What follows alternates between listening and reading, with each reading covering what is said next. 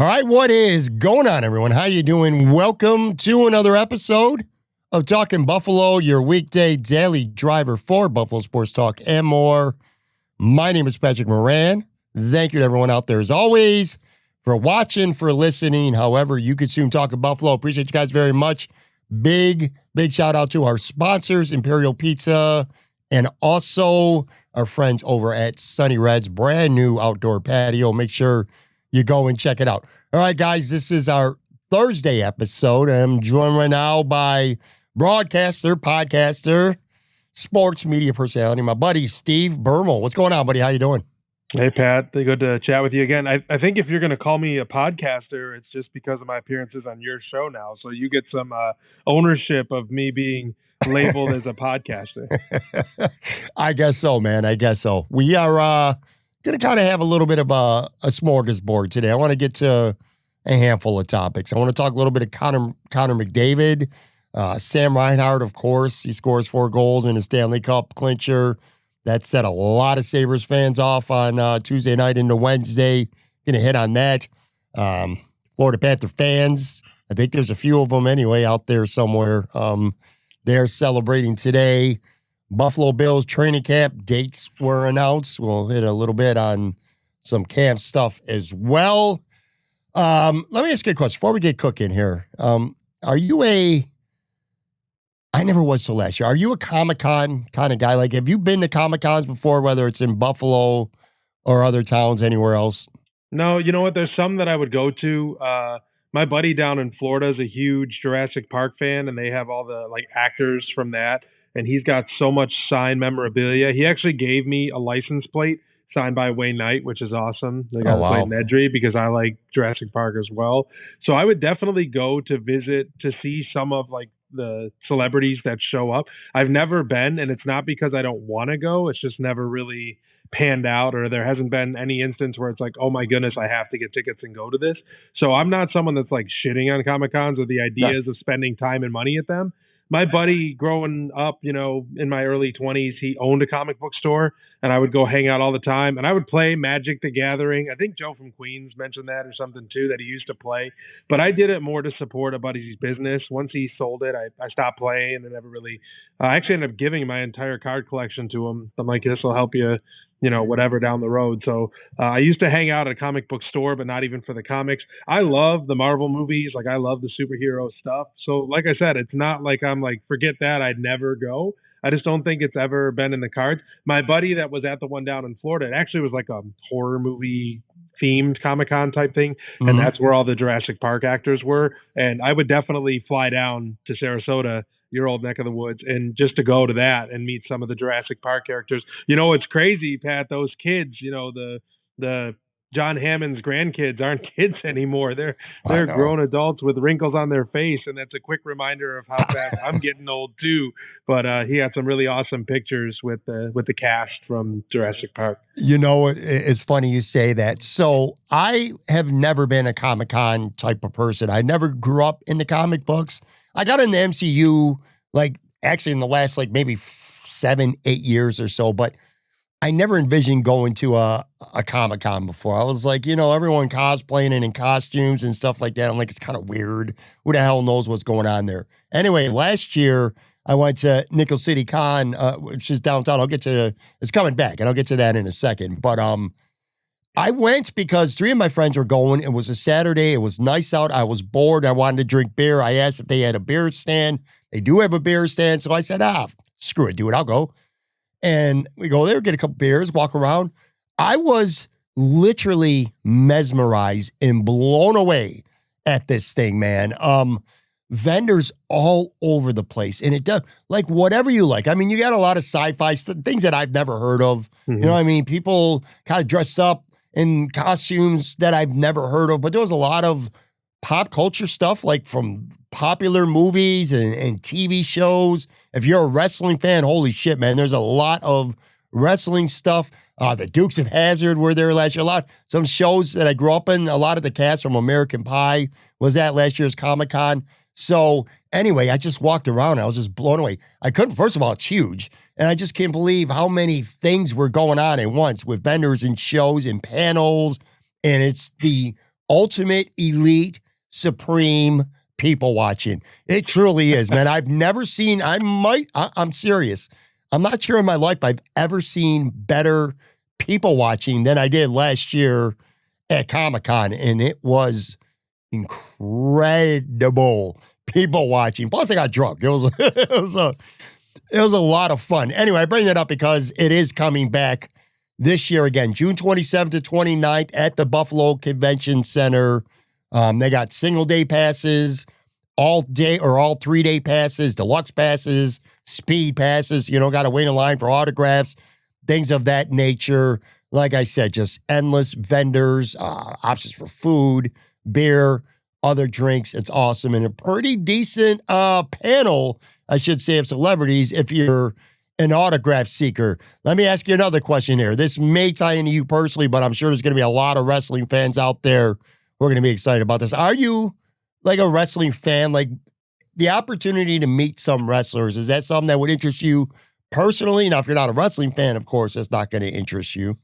Are you one of those guys, from though? the Attitude Era. I was in the golden era without even knowing it. Like middle school for me was like early 2000s. So I watched Stone Cold announce Austin 316 just kicked your ass, and then, you know, skyrocket. I was a huge fan of Kane. Like when he made his debut as a kid, like for some reason he was my favorite wrestler. I turn it on now, Pat. I'm like, what am I watching? Like it just, I'm wondering if it's because I'm an old man now and I want him to get off my lawn, or if it really isn't anywhere close to the heyday. I still watch clips, matches, like montages of things that happened from the Attitude Era.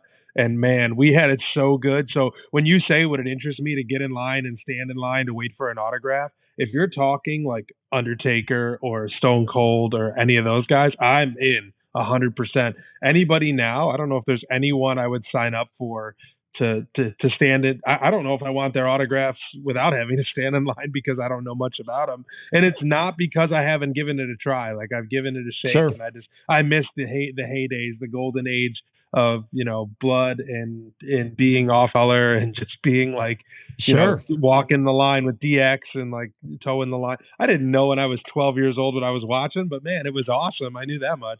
Well, there's, you know, you mentioned the Attitude Era, and there's some really good wrestlers that are going to be appearing at Nickel City Comic-Con signing autographs. The Hardy Boys, Trish and Lita, that alone sold me right there. You said Trish and Lita, I'm like, yo, I will wait in line to meet and greet Trish or Lita, either or. Carlito's going to be there. Hacksaw Jim Duggan's going to be there. The APA, you mentioned the Attitude Era, Bradshaw and Farouk. Ron Simmons, of course, they're going to be there. Tugboat from the 80s is going to be there. And last but not least, scheduled to be there as we record this anyway, the Nature Boy, Ric Flair, is going to be there signing autographs all weekend long. So a lot of good wrestlers. There's, again, if you want to pull on the nostalgia strings, Napoleon Dynamite's going to be there. The women from the Fresh Prince of Bel-Air, Natalia Ali. Oh my God, I loved her when I was young. Anyway, Randy Quaid, some of the cast from National Lampoon's years ago, and you mentioned this earlier. It is weird to kind of see, you know, some people that you thought they were young when they were stars, and then you don't see them for a long time, and then you run into them at a Comic-Con, and you're like, wow, time is really flown by. I noticed that. I don't want to call anyone out for getting old, but there were a couple people I saw last year that were like that. I'm sure there'll be a few this year as well, man. But it's a really good time. Seriously, nickelcitycon.com. Go check it out and get some tickets, man. I'm going to be there this year. I'm going to do some content there. They'll allow me to bring a camera guy. Hopefully going to get some interviews and get some good content for the show. Let me start by, I feel bad, okay? Do you feel the same as I do for Connor McDavid right now? No, but I don't know if I could tell you why. I think there's a large contingent of people in Buffalo that are jealous because they wanted McDavid here, and of course, who wouldn't? Best player in the world. And Pat, for some reason, I find myself like rooting against him, or like maybe I think the biggest driving factor is I want the chaos. Like I want to see two of the best players in the world in Draisaitl and McDavid, like what they're going to do. Like there's always these, you know, there's people joking around about like McDavid going to the Leafs or something. And maybe that's why, Like when he got handed the Conn Smythe last year and, had to come back out on the ice, or if he even did come back out on the ice for it, yeah, I feel bad on like the human aspect, but for the sports side of it, I don't know, Pat. For some reason, I don't find myself rooting for McDavid. And I don't know if I could give you one good reason why. Like, That's it's fair. not the jealousy that other Buffalo sports fans that he didn't come to Buffalo. I can't give you a better answer. I was rooting for Florida the whole series. Were you really? Yeah. I wasn't. I was rooting for Edmonton for a few reasons. Number one, first of all, I'm over Florida winning Stanley Cups, the state of Florida. We'll get to that in a little bit. I like the tradition of Edmonton as a hockey team. And most importantly, and this is where I was going with this, I just feel Connor McDavid deserves to be a Stanley Cup champion. It's so hard, Steve, when you are a prodigy when you come into a sport. You are the can't miss, the blue chipper, the number one overall pick. And so many times in sports, I don't want to say they flop, but there's so many people and they have really good, sometimes even like relatively great careers, but it's almost impossible for these guys to live up to the hype that some of them have gotten. The only guy, like I think of LeBron James. LeBron James is almost one of a kind. Like I still, I know the whole LeBron versus Michael Jordan thing. I'm team Michael Jordan and you'll never convince me 100%. otherwise. 100%. But what I will say, if you're building a case for LeBron, and it's fair, how long he's been great for how long he's done it. But when Michael came into the league, he was the third overall pick in an era where the spotlight wasn't so bright on him when he came. It got bright on him. He grew the game of basketball, but that's not what I'm talking about. I'm talking about expectations before you've even played your first game. LeBron he was in high school and ESPN was televising all of his games. You know what I mean? Like all the insane pressure and hype on him. And he came into the league and he has lived up to it, even exceeded his expectations. He's just been phenomenal. Okay. I look at Connor McGovern, same deal, man. I mean, I remember when he was playing junior hockey. Didn't he play a game in Buffalo when he was still in junior hockey? Yeah. Yeah. Jay McKee was coaching the Erie Otters and they brought him to play a game in Buffalo. Yeah. I mean, they were on TV. He was such a canvas guy, a big name prospect. Everybody wanted him in the lottery. None so more, of course, in the Buffalo Sabres. It was heartbreaking to not get him. But anyway, he comes in the league with all these expectations and he has absolutely lived up to it, man. Anytime, and this is my first take on Connor McGovern, I don't care what the situation is, the NHL, Four Nations face-off, the Olympics, anytime Connor McGovern is on the frozen pond, he's the best player on that pond, period. There's nobody in the world who's a better hockey player than him. Or do you not agree? No, that's right. And when you talk about feeling bad for him, I certainly do, like on the human aspect, because not only is he, pulling his weight, you could argue he's doing more than pulling his weight. Yeah. Like he's out there putting the team on his back, shift after shift. And that's where you can kind of feel bad for him. I guess my thought, Pat, is like the silver lining for him is it seems like guys of his stature find a way to get one at least. And I know it sucks because they've gotten the two back-to-back chances. Yes. And they were the best team in the West, and they ran through the buzzsaw to get there. Excuse me. Then they played the best team in the league. And they really didn't hang with them. But you look at like Ovechkin, right? He he got his, and he's doing keg stands upside down out of the cup. Crosby, maybe a little bit different because he got more than one, but it was a little bit of work. Patrick Kane, like a lot of these guys who have come out of college or juniors and been so highly touted have found a way to get there one somehow. Maybe it's with a different team or whatever. Yeah. I don't know what the recipe is for McDavid. Who was it that kind of chirped him? Was it Kachuk afterward? That's like, yeah, McDavid will get one somewhere or wherever he'll get one wherever he plays, like kind of indicating it might not be with Edmonton. And that might be the drama that I'm telling you that I'm subconsciously rooting for to see, where McDavid might play and what might happen after that. But it feels like he'll get one, of course, as a human being. It's like, man, this guy gives all he can. He's been healthy, knock on wood, for like his whole career. He had the one injury and rehabilitated like a superhuman, like a mutant, and was back like way faster than he should have been. Probably should have missed a full year and came back. He checks all the boxes, Pat. He's super humble. Like if you're going to build a prototypical guy, McDavid's it. Like he's faster than anybody on the ice. He sees the game. The problem with people around him is they can't play the game as fast as him. It feels like he's going to get one. I wouldn't have been surprised if it was this year, but it wasn't because Florida is a great team and, managed to usurp the salary cap a little bit and found a way to be back-to-back champs. Yeah, and in terms of, like I said, feeling sorry for him is because, like you said, he's pulling his weight and then some. He's been in the 9 full seasons in the league, dude. He's led the league in scoring 5 times. He's finished in the top 2 other times. So 7 out of his 9 full seasons in the league, he's been in the top 2 in scoring. He's won the Hart Trophy 3 times. He's finished in the top 3 other times. That's 66% of his career right there. He's been awesome in the playoffs, too. He's got 150 points in 93 playoff games. He won the Conn Smythe last year and didn't even win the Cup. You know what I mean? So he's done everything he could do.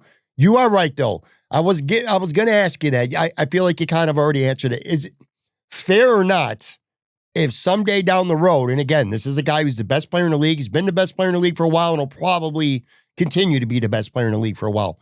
But if you want to be known, you want to be mentioned in the same breath as the Gretzkys and the Marios and even the Gordie Howells, hell man, Sidney and Ovechkin, who did get one, he does have to find a way to get one, right?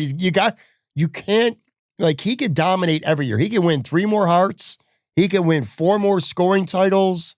But if he never wins a Stanley Cup, fair or not, that's going to be a pretty big ding against him when people, the next generations of Patrick Morans and Steve Bermels are on podcasts or whatever the hell is going to be the thing in those days. When they're discussing the all-time great players, he's going to get dinged heavily for that, isn't he? Yeah, and you know what? You can yell at me for going off script, but the whole time you're saying this, I'm thinking, God, I hope Josh Allen wins a Super Bowl. Because it feels that's a great example. Know who we were talking about, Pat? Everything that you said there, man. But to get back to McDavid, yeah, you have to. Like, ultimately, that's even a dig that you can put on so many athletes. Like, I'm trying to think of other sports. Like, Chris Paul comes to mind. Maybe not, certainly not as an elite of a player as Connor McDavid, but had so many chances. He can't get a ring. There's people in like Aaron Judge right now. That's the only thing he hasn't done. This guy's just dominating baseball. I am a Yankees fan, and he's incredible. The things he does night in and night out. And Josh is worth mentioning that, Steve. Yeah, Josh is worth being in that category at this point. Of course, he might be the number 1 player in the NFL right now, where you have to mention that about as far as being an elite player who checks every box. You talk about McDavid winning Hart trophies. Allen's coming off an MVP. And that's the number 1 piece of ammunition that his dogs have on him. Like, still can't win the big one. And man, I hope that he does. And I do hope, as much as I might have been, saying before I root against him, I do hope McDavid wins one, because there's so many times when a player does lift the cup. It's the best trophy. It's so good. The ceremony, all that kind of stuff. The history of the trophy is so good. And when you see a certain player raise it, like when Ovechkin lifted the cup over his head, goosebumps. And I'm not even, a Capitals or Ovechkin fan. I didn't want him to break Gretzky's record. I was being like the old head that wanted Gretzky to hold on to the record. But yeah, I was happy when he won it. So if McDavid wins it next year with Edmonton or in 3 years with Toronto, I will be happy for him. But he has to. You're right. It's always going to be. That's going to be the biggest part of his legacy, Pat. It doesn't matter that you like you said, he could have 6 Hart trophies and 300 playoff points, and the number 1 thing people will say about him is he never won a cup. I can remember. Maybe now in today's generation, enough time has elapsed that it doesn't feel like it matters quite as much. But I can remember for years and years the era, and this is before Tom Brady, like really, started winning everything. I can remember for years the debates about when Joe Montana and John Elway were in the NFL and great, and you had Dan Marino and Jim Kelly. It would always be Dan Marino, well, he never won a Super Bowl. He only got to 1 Super Bowl. Of course, Jim Kelly went to 4 in a row and lost all 4. But I remember for a long time, you couldn't compare them to John Elway because John Elway won multiple Super Bowls. And I remember that would be the big sticking point. Like, there's a lot of people who say Dan Marino is the best pure passer ever in the NFL. They still feel that way to this day, if you're old enough to have watched him, when he was in his prime. But yeah, man, that whole championship thing, it's a big stigma. Charles Barkley in the NBA, Allen Iverson in the NBA. I mean, we could go on for days about great players who've never won. One last Connor McDavid thing, because this is interesting. I refuse to even ask this question from a Sabres perspective. But Connor McDavid is frustrated.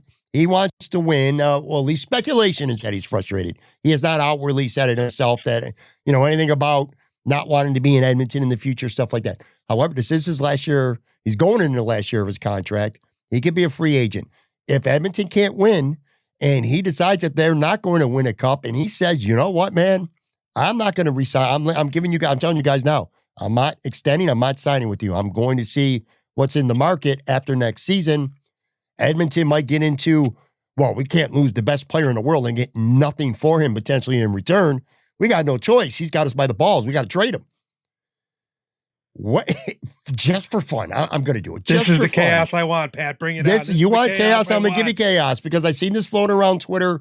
My answer is nothing. My answer is if I'm Edmonton, I'm asking for Josh Allen. All right. Besides that, no. But if you're the Sabres, I think Jeremy White might have mentioned this on WGR. So I'm stealing this from him a little bit. If you're the Sabres and you could get 1 year of Connor McDavid, because he's coming here, but you might not sign him. You're going to get just 1 year guaranteed of Connor McDavid with no guarantee besides this year. What would you be willing, if you're Kevin Adams, what would you be willing to give up to go get 1 year for sure of Connor McDavid with zero guarantees otherwise? And so to save the other scenario, he's telling you, I'm not signing an extension with the Sabres either. I'm going to free agency after this and seeing what's the best fit for me. 1 year of Connor, would you do it? What would you give up? This is tough. I think the only untouchable for me is Rasmus Dahlin because you have a franchise defenseman. Even someone like Tage, as good as he is, and I love Tage, probably my favorite player on the team. McDavid's better. Like you would be upgrading at that position. Now, I don't know how many pieces you'd be willing to give up because if you all of a sudden trade, Tuck as part of that deal with his expiring contract, and I don't even know what other demands there would be. But if you gut your top six to get McDavid, he's in the same situation he's in right now, and probably would will Buffalo to the playoffs, but.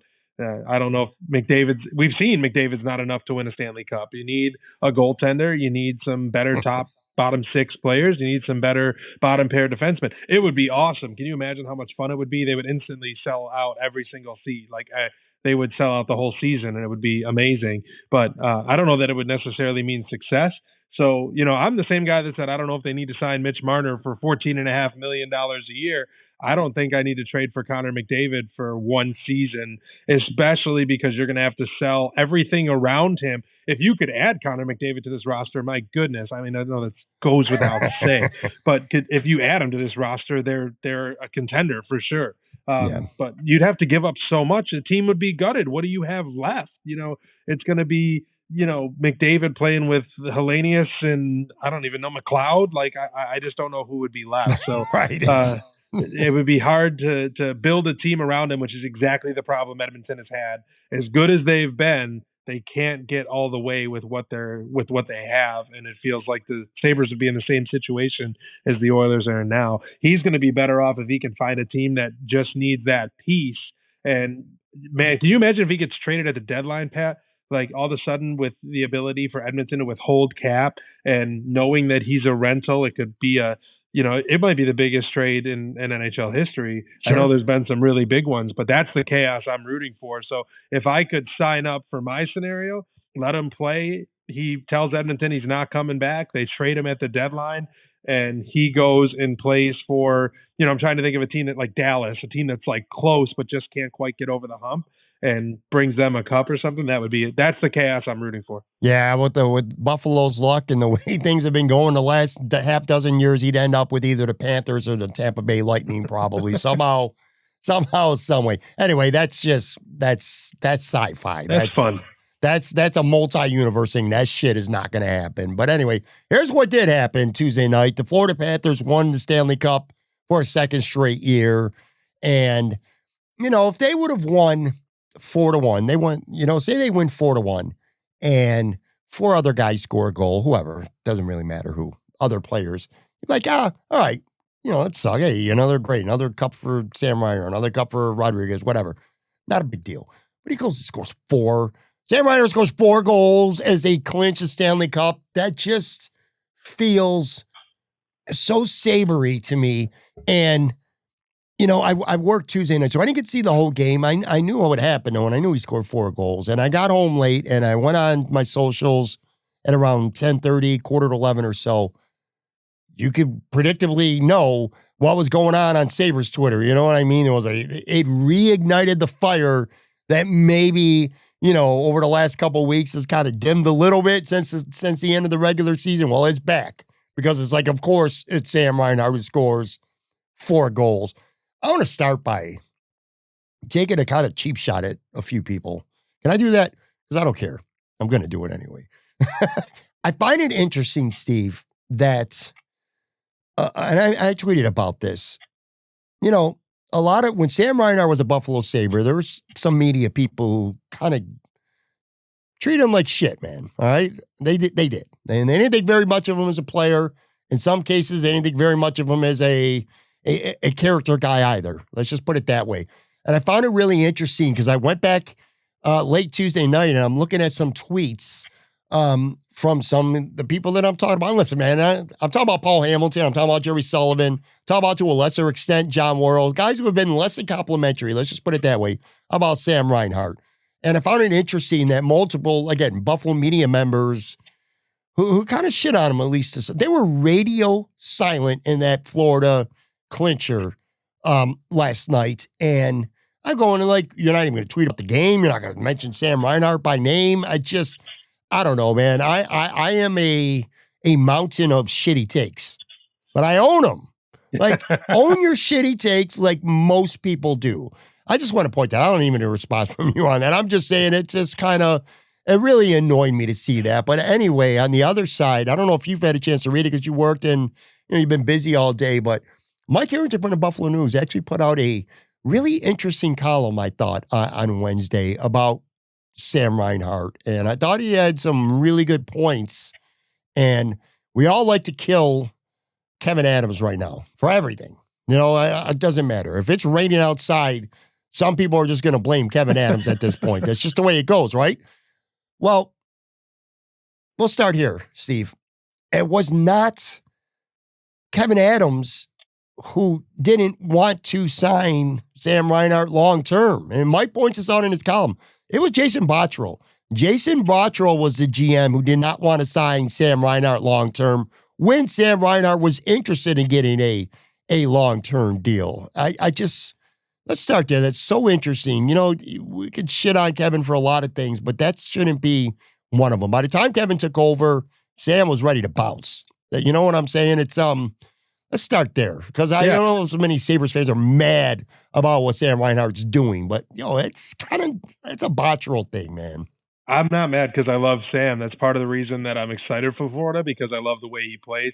You mentioned the 4 goals in the clincher. Who scored the Stanley Cup clinching goal in Game 7 last year? Oh, that's right. It was Samson Reinhart from the face-off circle. He scored the game winner. So I think a lot of us kind of knew what type of player Sam was. And unfortunately, it just didn't come together. He didn't have nearly this level of success in Buffalo. But when we watched him play, we saw what he was capable of and what he could do. And I'm not surprised at how he's playing down there. It shows that the Sabres know how to find talent, right? They've drafted some really good players. Pat, I just wish they were winning because the losing compounds, like this is where it kind of feeds into itself because if they were winning, these guys would be part of the story that's writing the Buffalo legacy. Instead, they end up, unfortunately, writing legacy for other teams. And, I would love to have all these guys here who are having all this success, but I think we all know that was never going to work. So then what do? You have to find a way to move forward. So, the Eichel trade, you get back Tuck, who's a really good piece. You get some other parts back. With Reinhart, I'm not mad at him or whatever. I root for him. But and I didn't ask specifically about this. If Devin Levi works out, there's way less to be mad about, right? If he ends up being a bona fide number 1 goaltender that is part of the Sabres turning this around, which he hasn't been to this point, but I'm hoping now with the developmental time and Roch and all that kind of stuff, if he works out, it softens the blow of the success that Reinhart has found down in Florida. But I remember seeing a tweet from Sully. Someone actually just dug it up that was talking about Sam struggling, and he took every opportunity to dance on that grave when Sam wasn't having a good stretch down in Florida. And all of a sudden, like you said, I haven't seen anything from him saying, "Oh, never mind. I guess I had that one wrong, or it must have just been a rough stretch." But I love Sam. He's a great player, and that's part of the reason why I was rooting for Florida, because I want to see him succeed. And like I said, Pat, the hardest thing for me is what could have been. It's not. I'm not mad at water under the bridge. It's spilled milk, whatever. I just am like, man, what could have been if something would have been different and the team could have figured it out.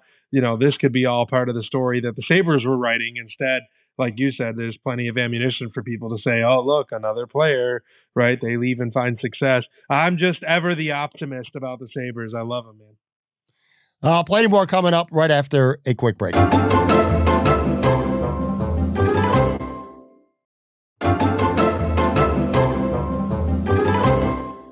All right, back here with Steve Bermel talking Sam Reinhart's explosion in a Stanley Cup clinching game and just, the whole fallout from it, the understandable anger. Sure. You choose to be an optimist, and that's cool. And there's a lot of people, there's some people who are with you, a lot of people who aren't. A lot of people are just over and they're fed up, and I understand both sides of the fence. I truly do. But back to Mike Harrington's column in the Buffalo News, and I would definitely recommend people go check it out because I thought it was pretty objective.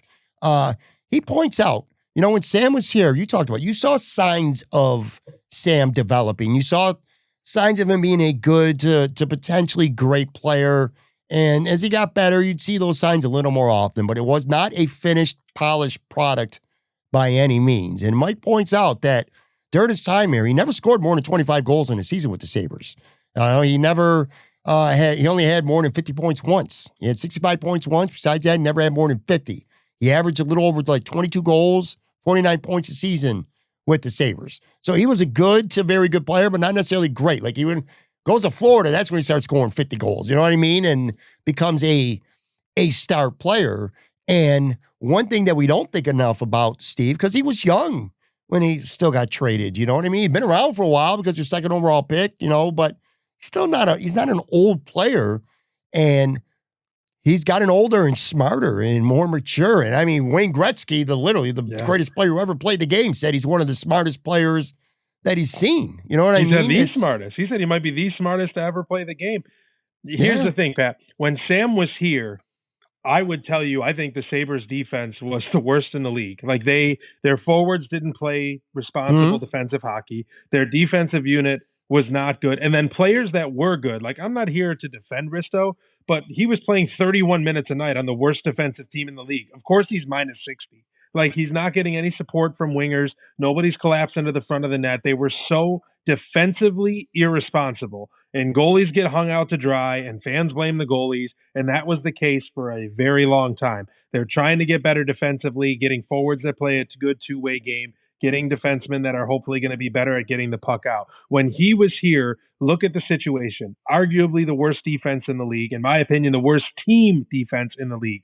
On the top line, playing wing, not necessarily center, expecting to be the savior or part of it. What happened when he went to Florida, man? They're already set up. They got Barkov on the top line. They got, Ekblad out the back end in that entire defensive core. They have a rock star goaltender in Sergei Bobrovsky. So, yeah, he joins an environment. I think when he first got traded down there, Pat, he was playing third line. He was on the first power play standing in front of the net, but he was a third line winger because he didn't have to be the top six guy. They had that already. And then he joins that environment. And of course, he learns the winning ways. He has the culture down there. He becomes a more mature and smart player, and he elevates his game. And hate to always make comparisons. Dane Smith started as a defensive player for the Bandits and now is the best player ever. And over the course of his career, he matures, he develops into a role, becomes an assist-first guy, continuously breaks his assist record. Sam Reinhart up here gets handed the keys to the city. Hey, here's the Ferrari. Don't crash it, but please drive it really fast. And it didn't work out. And then he gets to go down in an environment where he doesn't have to drive the Ferrari. He gets to hang out in the passenger seat with people driving it who know what they're doing. And now guess what? He's equipped to drive it because he's been around. And the talent has always been there, of course. That's why he was drafted. But look at who he's surrounded with. Ekblad was the first pick in that draft. Reinhart was the second. Bennett was the third. They all play there. And they're winning. Imagine that. Like, it's just Kachuk, crazy. yeah, So the environment is such a huge factor. And of course, that's a disappointment that the Sabres haven't been able to get that environment, that culture, that stuff figured out yet. And hopefully they do soon. We all have our fingers crossed. But it's not surprising to see a player like that come from this environment where they were trying to find their way and figure things out to go to a team that's all but equipped to win the cup already. Yeah, look, man, bottom line is when you're in a drought, when you are in a long, prolonged drought, it feels like every bad thing that could happen to you, every stat, every metaphor, every comparison, everything in the world that could be bad happens. Like Bills. It was the Billsy thing. They'd find a Billsy way to lose, or someone else would go to another team. It would always be so Billsy. And now it's like Sabresy. And look, here with the trades, it's still a little too early, to put the Sabres through the ringer. Like when you say Eichel, look, Alex Tuch scored 33 goals here. He is a great player, okay? And hopefully he will still be around for years to come. I believe Oslin ended up being that first round pick too, that they still got coming from that pick. Still got to see what he becomes. I mean, he's still a prospect at this point, whether it's with Buffalo or maybe he's part of a trade or something. So the book is yet to be written there.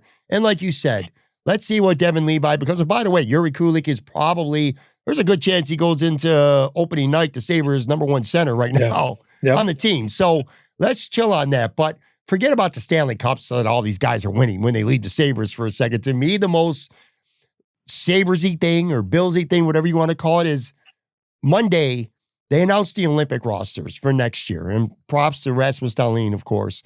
They're not the whole roster, but just the first 6 for each countries, right? Well, USA, Jack Eichel, first, not just on the, we knew he was going to be on the team, but he's the first 6. Sam Reinhart for Canada, first 6. Yep, 2 first 6 Olympians right now who used to be Buffalo Sabres, plus obviously Dahlin. It's just tough to hear shit like that sometimes, man. And I'll pull it up right now. I can't help but look at it. And you're right, this team sucked so bad on defense, defensively. But that 26-27 team right now, it's maddening. Even, what are we, 8 years later, Steve? Yeah. Eichel, O'Reilly, Sam Reinhart, Russolini, and Okposo, Evander Kane, Brian Gianza. There's more. I'm skimming down this list, man. Was Leonard the goalie at the time, too? Yeah, I believe, wasn't Olmark the goalie?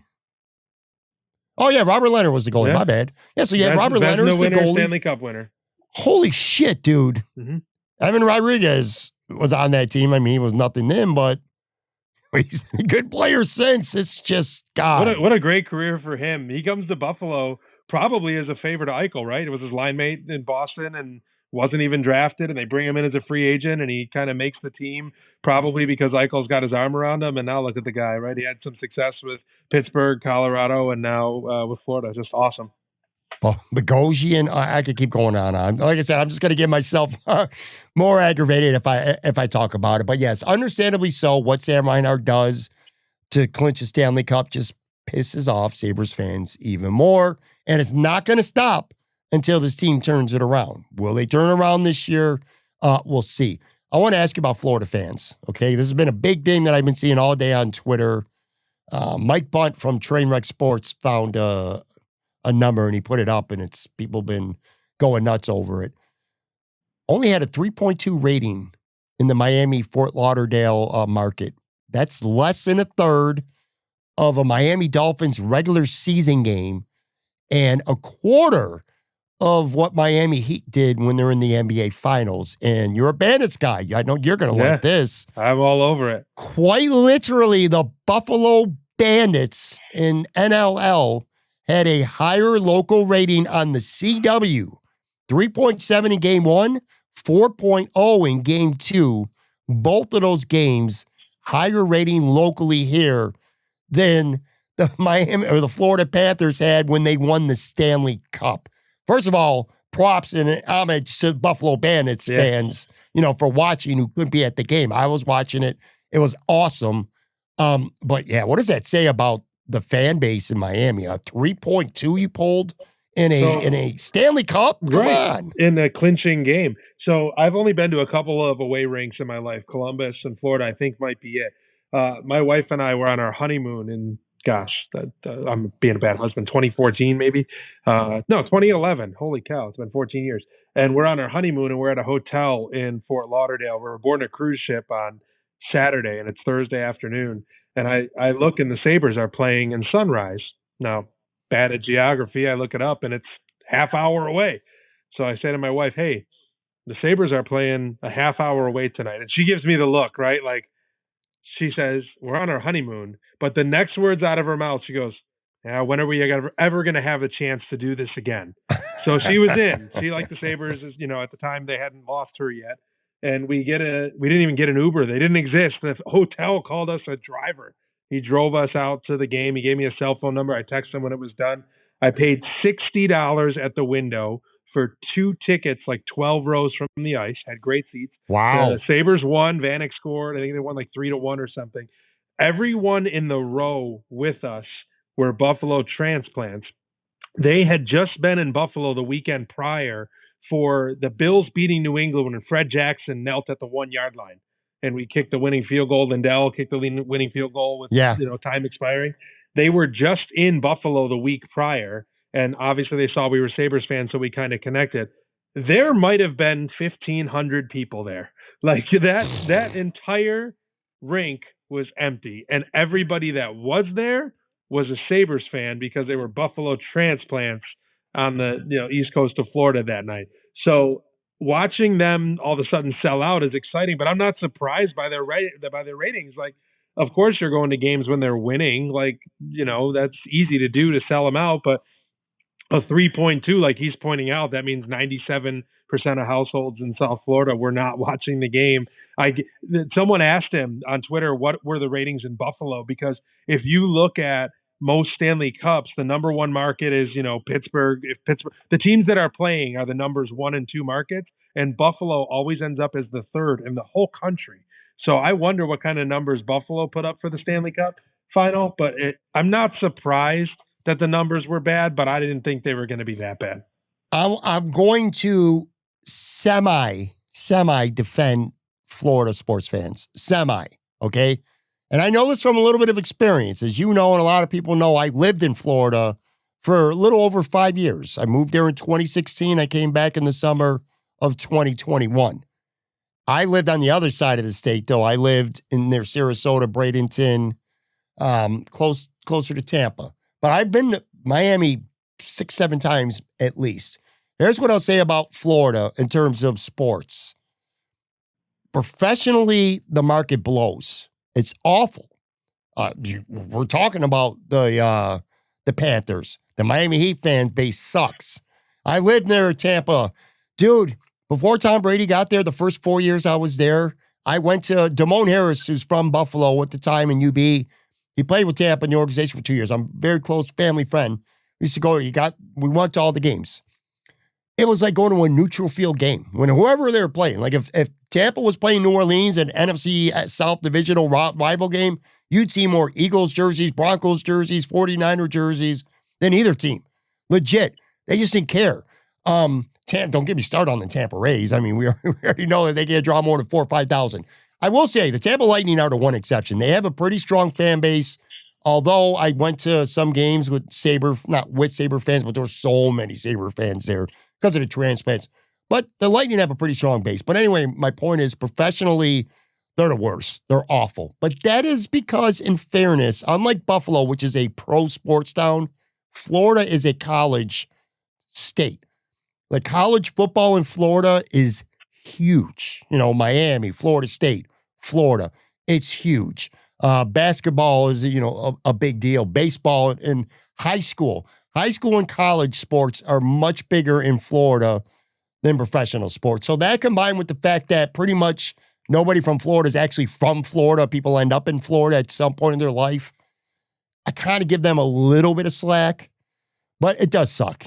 it sucks thinking about they don't deserve the fans. The team certainly does, but the fans don't deserve the celebrations because you start thinking about what Buffalo would be like if he just won one. One. Just one. Like that elbow room party, I know there was a couple of videos flowing around. Like there were more people there for a Bills backer bar road game against the Dolphins than there were a celebratory Panthers Stanley Cup. And that's with the players there holding the cup. Shit, man, there might have been more people downtown in Buffalo partying with the Bandits a couple weeks ago than the Panthers. But yeah, that's kind of their fan base in a nutshell. The professional side, they just suck. I struggle with a lot of markets that, aren't hockey markets or aren't like the typical, and, it's just that they get one before us, the Hurricanes or whatever. Like when of course, their path to winning one had to go through Buffalo, which is heartbreaking, but like, Dallas in 1999. And I know they have good fan bases, but like there's so many cities that are hockey cities that can't get one. I think about Winnipeg and like that crowd when Kyle Connor scored in game one and watching the bird's eye view of everyone in the whiteout spinning the towels and, the energy in Buffalo when they're in the postseason. And, like I said, the people in Florida who wouldn't even go to a game, 2,000 people in the rink and they get 2 Stanley Cups. Like that's where I get selfish and I get jealous. Yeah. I don't have the axe to grind having lived down in Florida like you against the fan bases. I just want our fans to be rewarded. Like you said, the Panthers deserve the success. The fans don't. In Buffalo, the fans deserve the success. So do the Bills, the Sabres, and whomever. But, we talk about the crowd not showing up. How many Bills games were sellouts during the drought? Like the games had to sell out to be on TV, and they were. And maybe Russ Salvatore was buying the last 2,000 tickets, or Spectrum was buying them and giving them away. But, when the rule was if it was not a sellout, the game was blacked out. We still had a lot of games on TV. They were selling out tickets even when this team hadn't made the playoffs in 10, 12 years. And, you have the opposite of that. The only reason fans are showing up is because of the team's success. And man, that makes me jealous. Like there's no other way to put it, that I'm just so jealous. But obviously get a taste of it with the Bandits, and even them, for a long time, it's the fans, they weren't selling out. The fans took a while to kind of get behind them and get, 18, 19,000 people a game. Some of us have been around since the early to mid 90s, but I just think that this city, the fan base deserves it. And watching Florida do it again, as much as I was rooting for them, definitely jealous and bitter that they get 2 before we get 1.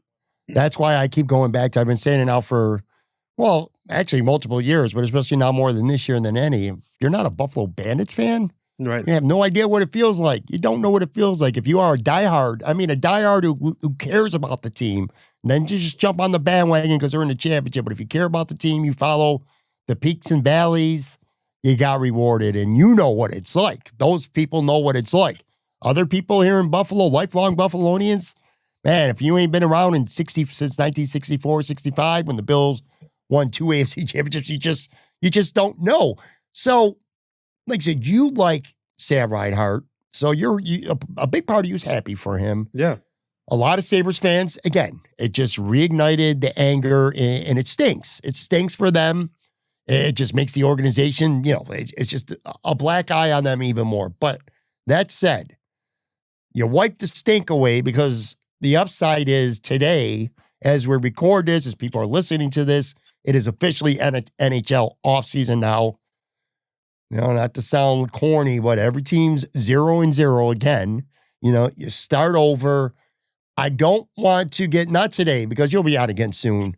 And we will talk maybe whether it's a draft preview or what happens with the draft, kind of getting ready for free agency or trades and stuff like that. We won't have an off-season preview today. We're late into the show. But how much are you looking forward to this offseason? Because it is an opportunity to kind of change the course of what's been happening for 14 years now. This is an opportunity, and you know the pressure's on, because now it's not even about getting fired anymore. Kevin Adams kept his job, okay? And now he's got an assistant GM, he's got a consultant, but it's not even about him getting fired, because there's no contract to get fired from after this season. You know what I mean?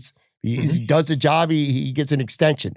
If he doesn't, he's gone. He's just not going to get a new contract. You know what I mean? So lots of pressure on him, but just him aside, just organizationally, You're looking forward to seeing how this plays out. I'm excited now Sure. about at least the next couple weeks. That's where I'm at. Am I a clown because I think that they're addressing the front office differently, which means they're going to address the offseason differently? Like they have done things that they haven't done before with, Eric Stahl and Jarmo Kekalainen, kind of a recognition that we need to do things a little bit differently. And now hopefully learning from signing players like Jason Zucker and, obviously extending him and learning about that and guys like McLeod, right? Those kinds of guys being brought in that are, different dynamic, different type hockey players that I want multiples of on this team. I am, of course, excited. I would be anyway, but this is where I ask if I'm a clown. Oh, I think it's going to be different this year.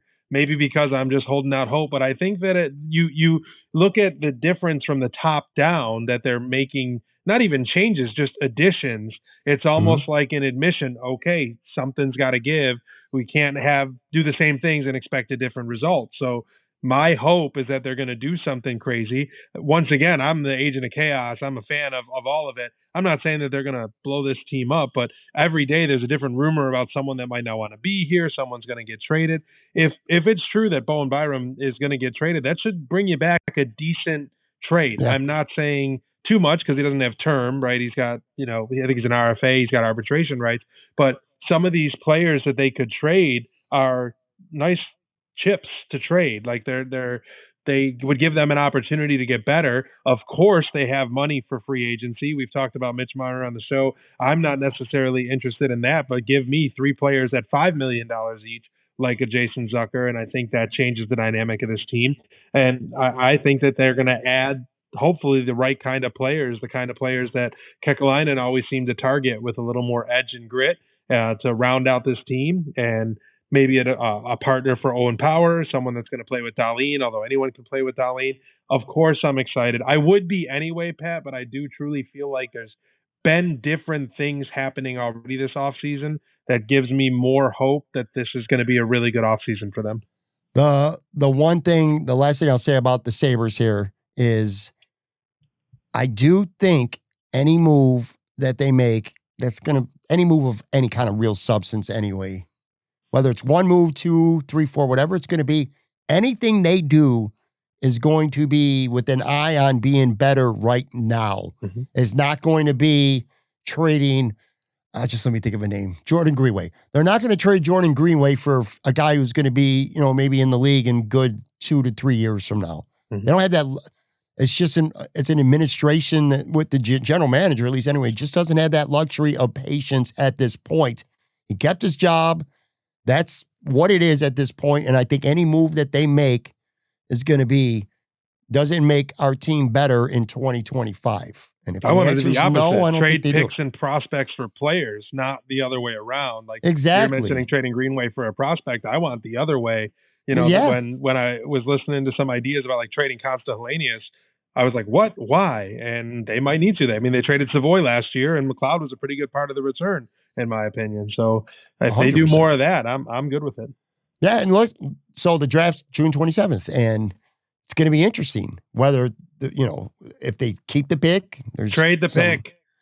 I agree. That's what I'm saying. We're all hoping they trade the pick. There's some good players at 9, but there's some players that could help you a lot more right away by trading the pick, and maybe it's coupled with something else. Maybe it's, pick 9 and Quinn for something, something along those lines that's going to get you. Or maybe it's pick 9 with the Samuelson. You could get rid of a contract for some. I don't know, man. But every GM overvalues draft picks in the NHL, especially first-round picks and top 10 picks. Like, in my opinion, the only picks worth as much as a lot of GMs value is 1, 2, and 3, maybe. And I feel like, the Sabres have drafted at 8 so many times. And so a lot of those guys they're good players, but if you could have traded them for a proven 25 goal scorer, at what point would that have been a bad decision? So right. I think that every GM in the NHL would overvalue pick 9. So trade it. Yeah, I agree. I'm with you 100%. All right, last item of the day. And, it's kind of funny doing these podcasts recently. This is the second one this week where it's like the Bills are the afterthought on this podcast. I'm just getting a little bit used to that. But hey, look, there ain't shit going on with the Bills. A lot going on, potentially, at least anyway, with the Sabres. But there will be shit going on with the Bills soon because training camp The start of it was officially announced. We kind of knew when it was going to be, but officially it is June 20 or July 23rd.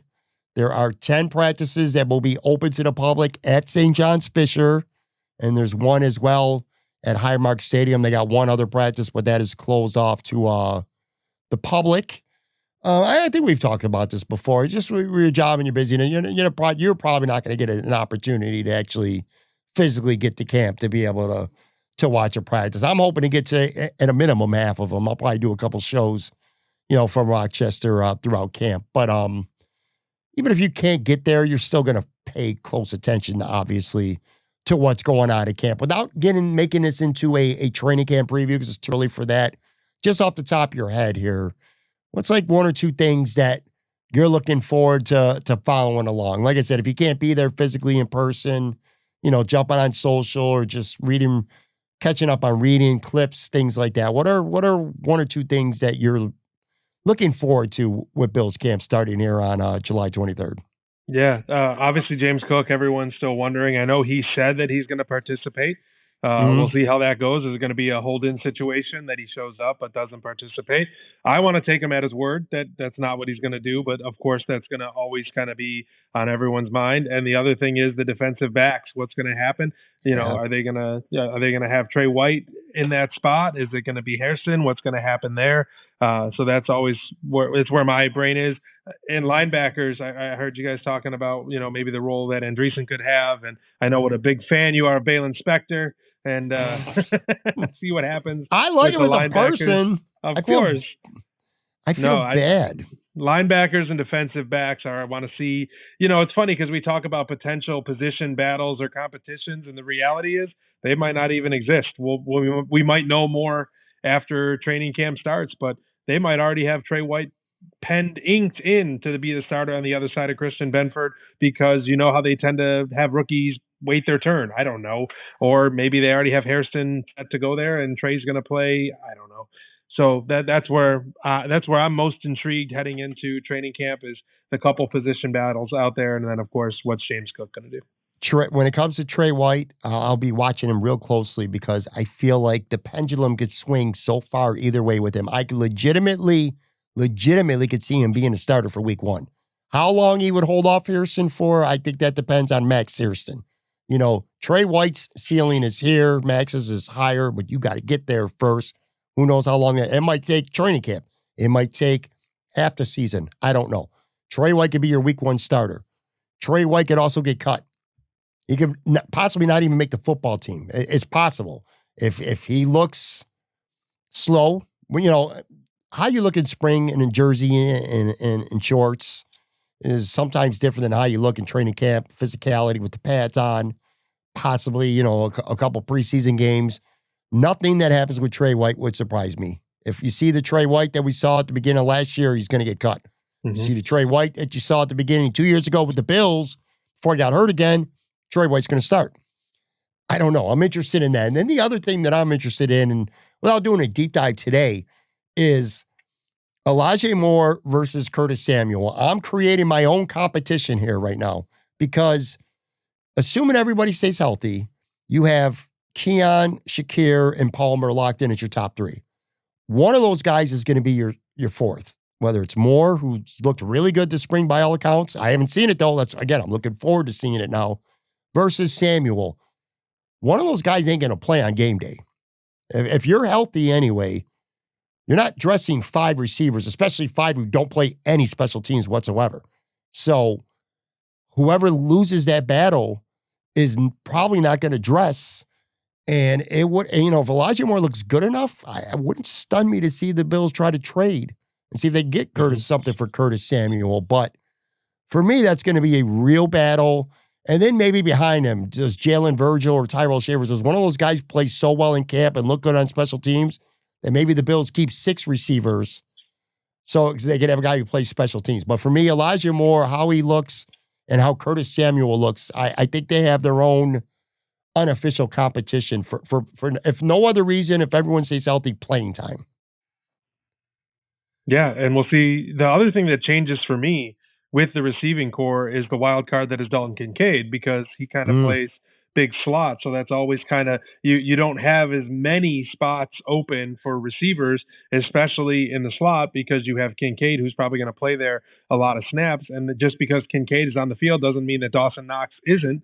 So it's an even tighter window there for the receivers, because if you have Knox and Kincaid on the field, now you only have 3 other eligible receivers that you can have out there. And then it gets even tighter, because if you're running back out there, now you only need 2 receivers on the field. So it's there's not as many spots there, available to have a 5th and 6th receiver dressed on game day, especially like you always say, if they don't play special teams. And, the big thing with McDermott is going to be earning the trust. Does Samuel have that trust, or does Elijah Moore earn it, or what's going to happen? Because I feel like that's such a big factor into who plays when and in game day, and it's not necessarily a bad thing. So, Elijah Moore probably has to earn the trust of McDermott and the coaching staff. Does Curtis Samuel have it already? I don't know, because we didn't see much from him last year. I know he might have been banged up, but yeah, I'm excited to see what happens there. And I'm ready to see Keon Coleman break out and be that kind of dog for them. That's maybe the receiver I'm most excited for. Dude, we are almost there. We're almost there. We are almost out of what I consider dead time. Like it's all speculation right now. We're not seeing anything. It's Sabres speculation. It's Bills speculation, but nothing's really happening. But that's going to change because, again, the NHL draft is next Friday? Yeah. And 9 days. Then right after that's going to be free agency. And then that's going to, there's going to be things that happen that we'll have an opportunity to talk about. And then at that point, it's going to be time to cook with Bill's training camp. And there'll be things to talk about and, things that are happening, good and bad, that we'll be able to cover.